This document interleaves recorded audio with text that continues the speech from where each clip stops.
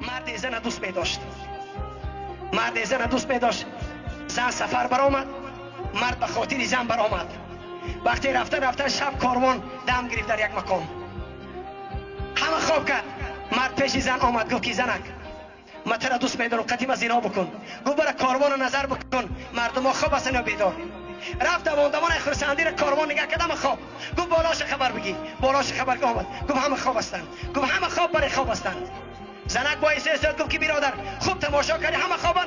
گفت برای همه خوابن. گفت من تنها میپرسم که الله هم خواب است؟ مرد شاخ شد، گفت الله خواب نمیکند. لا تأخذه سینة ولا نوم.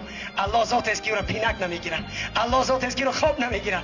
گفت خوابش نگیره، ما چقدر در پیش الله گناه میکنیم. تو از خدا نمیترسی؟ شرم نمیداری؟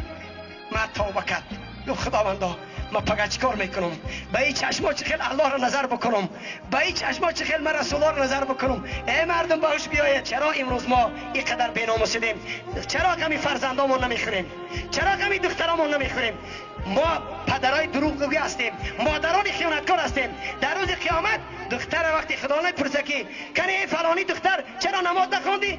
دختر چی میگفت است؟ خداوندا چرا مرا مادری مسلمان ندادی؟ مرا به سطر میکرد، مرا کوچگر نمیکرد، بروک نمیخری. همین مردمی که در اینجا حضور دارن دختراشون خودتان یومکه میخرید، خودتان بروک میخرید، پول میدید در زناتون. من نمیدون امروز ما با کدام لفظی باشه میفهمونم، لکن امروز مرد تاجیک درونش پر است فسق و فجور شده است، عقیده کفری شده است.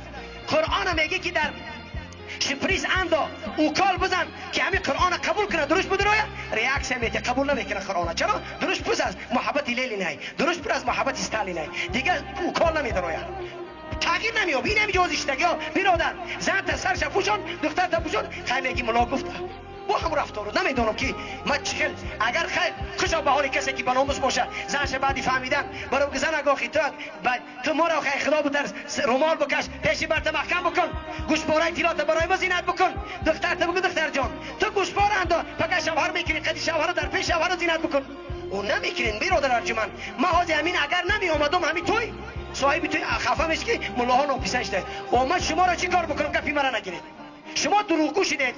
اگر یک اوروسی کافر شما را بگوید که تو برادر تو از یاش هستی، پیسه برآمدی بعد نماز میخونی، گپی همون را میگیری. من برای تو میگم خالق گفت است که برادر تو را شیطان فریب ندید.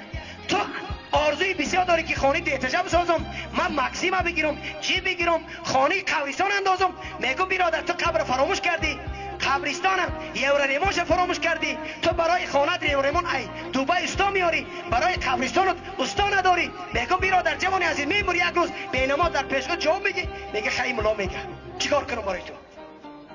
دیگه همین کارو بوده که بکنی، چیکار میکنی بکنی، گپ نگیری. یک کسی که وقتی دوست داشتی فریاد کردی و گپش باید بگیری، گپش که نگیری چرا فریاد میکنی اونم؟